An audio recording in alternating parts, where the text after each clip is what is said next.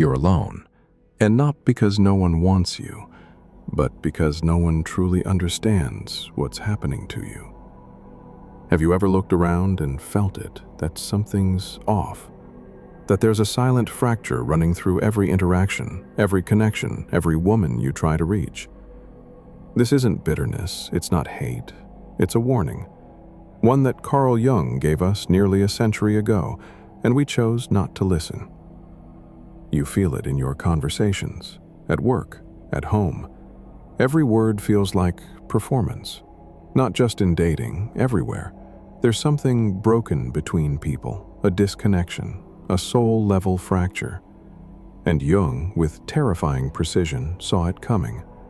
He didn't predict dating apps or feminism or Instagram. He predicted the collapse of meaning, and that collapse is now. Today's women aren't empowered.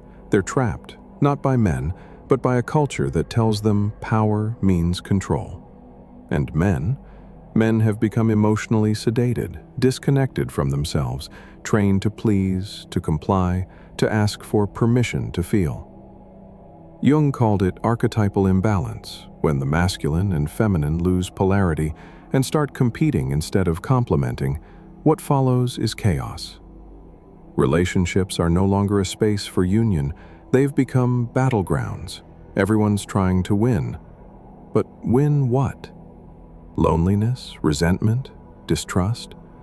Jung wasn't some love guru. He was a surgeon of the unconscious, and he saw it clearly. When a woman disconnects from her feminine nature, she compensates by trying to dominate. And when a man denies his masculinity, he becomes hollow. That's where we are now, and that's where this story begins. When a woman looks at you, she doesn't see you. Not really. She sees a projection, a character, a role she's been rehearsing in her mind long before she met you. Carl Jung called this projection the animus, the internal masculine image within every woman.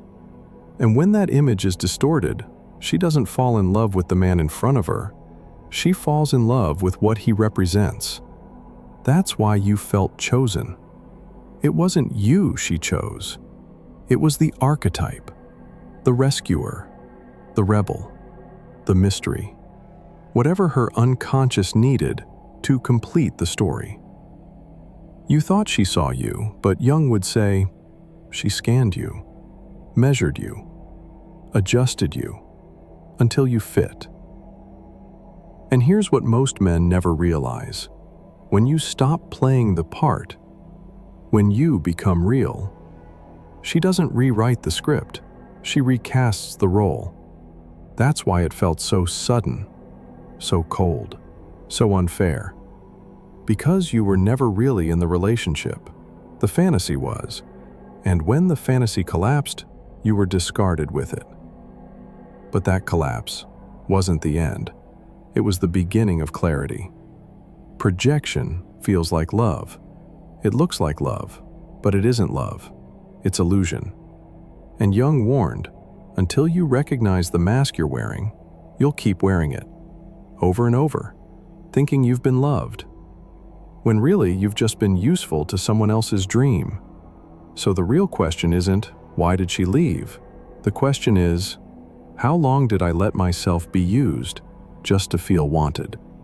You remember the moment when everything shifted. She went from warm to cold, from engaged to indifferent. But you didn't change. Not in the way you think.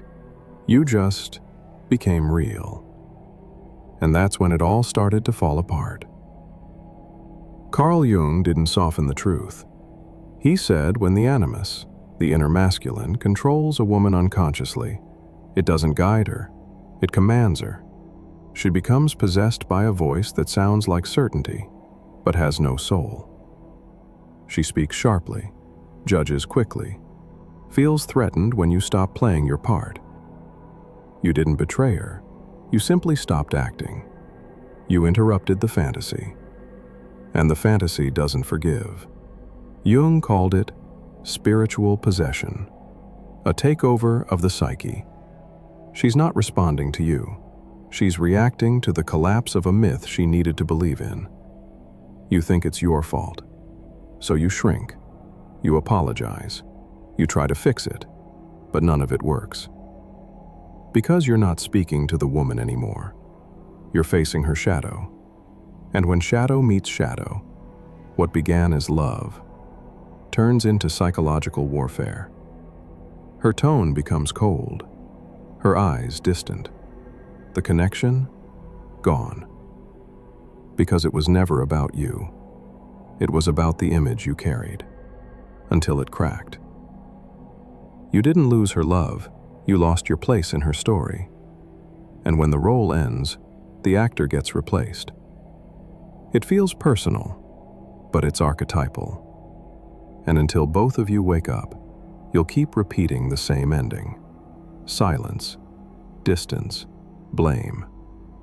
And you'll be left asking the wrong question. What did I do wrong? But the real question is, what illusion were you keeping alive, just to be wanted? Modern dating is a paradox, a constant contradiction.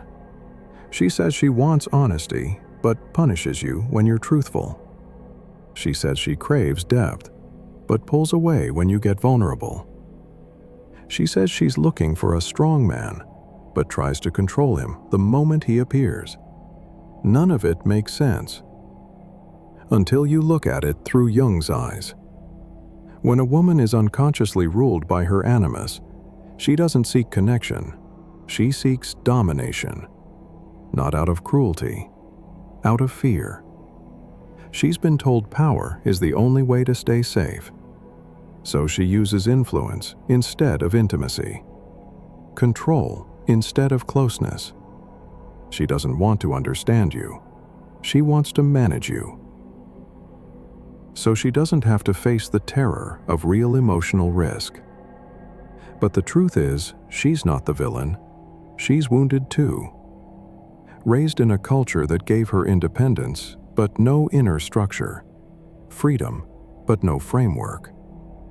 Likes, attention, followers, but no sense of self. She performs strength, but inside, she's exhausted. And you? You were trained to be soft, to be safe, to be useful. You learned to adapt instead of lead. And in doing so, you lost something essential. Now you meet two unfinished people. One trying to control, the other trying to please, both afraid of being truly seen. And they call it love. But Jung would call it mutual possession. Two shadows clinging to each other in the dark, mistaking survival for connection. That's what dating has become.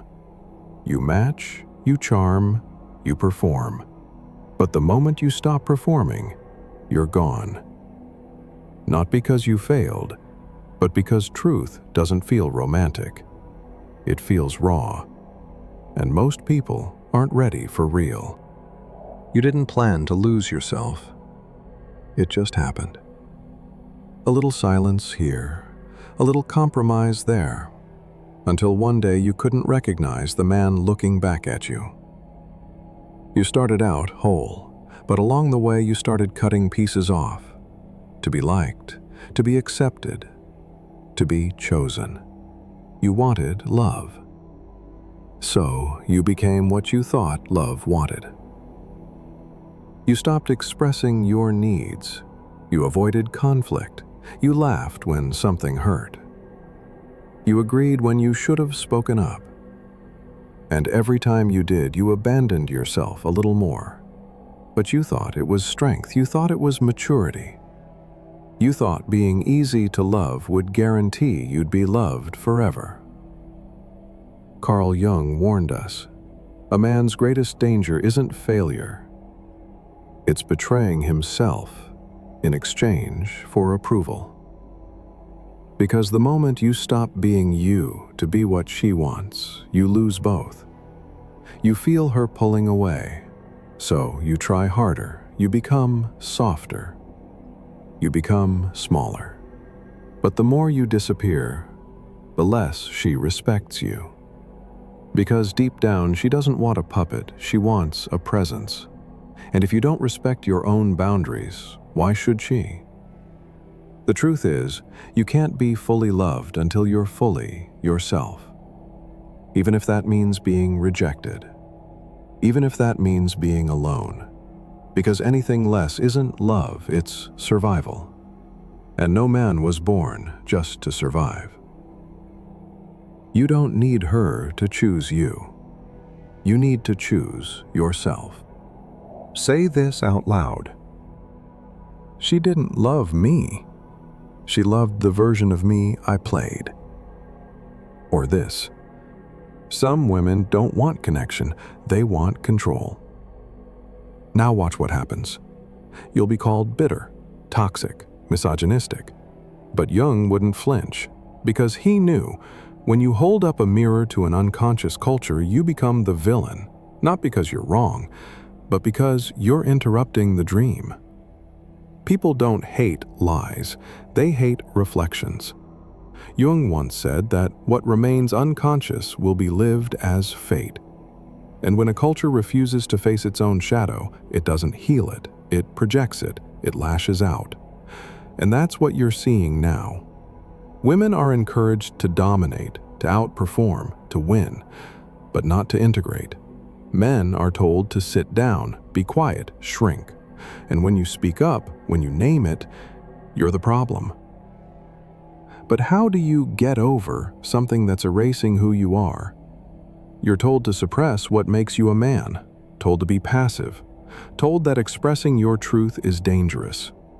And yet, every man watching this knows exactly what I'm talking about. You feel it every time you censor yourself, every time you question your instincts, every time you wonder if just being yourself is now offensive. This isn't about hating women. This is about saving connection, saving reality, saving soul. Because if we can't speak truth, if we can't name what's breaking us, then we're not in relationships anymore. We're in role play. We're in silence. And silence over time kills everything. So now what?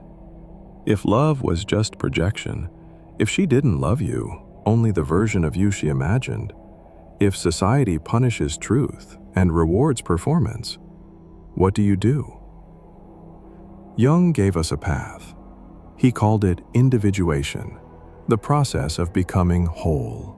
Not perfect, not polished, whole. It starts with one question. Why did I need her love to feel like I mattered? You think healing means moving on. It doesn't. It means looking in. It means facing the parts of yourself you've been hiding. The insecurities, the shame, the little boy who learned to trade truth for affection. You can't fix her. You can't change her. That's not your job. Your job is to stop abandoning yourself every time love is on the table. You need to choose yourself.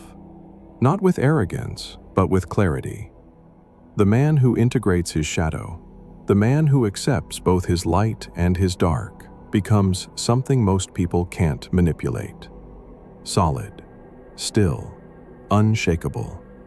He doesn't chase, he doesn't pretend, he doesn't explain. He stands, he breathes, he lives. He becomes the kind of man that no longer bends for approval or breaks to avoid rejection. And when he meets a woman, he doesn't become what she wants. He shows her who he is. And if she can't meet him there, he walks away. Not with bitterness, with peace. Because he's no longer performing. He's home, finally. And in that stillness, he realizes something. He never needed to be loved by someone else. He needed to remember how to love himself without conditions. Stop asking why she left. Start asking why you stayed. Why you tolerated the silence. Why you ignored the red flags. Why you kept performing, even when it hurt. You weren't stupid. You weren't weak. You were starving.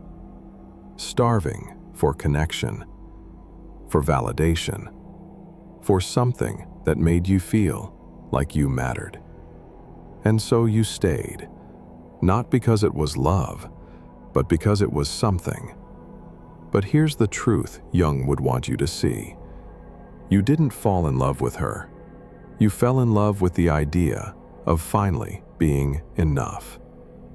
You stayed because walking away meant facing the emptiness, and the emptiness felt unbearable. So you clung to the illusion, just to avoid the silence inside you. But that silence, that's where your healing lives. There's a version of you that doesn't beg to be seen, that doesn't shrink for approval, that doesn't need her to understand, because he understands himself. That version of you is still there, underneath the people-pleasing, beneath the desperation, behind the mask you've worn for far too long. So stop trying to get her back. Stop writing messages you'll never send. Stop replaying the story to figure out where it broke. It broke the moment you stopped choosing yourself. Let that be your wake-up call. Not to win her back, but to return to you. Because the men who rise from this, they don't come back the same. They come back quieter, clearer, wiser, and when they love again, they do it without losing themselves in the process. That's not revenge, that's rebirth. So, no more asking why she walked away. Ask yourself this instead: why did I keep abandoning myself just to feel wanted? And then promise, never again.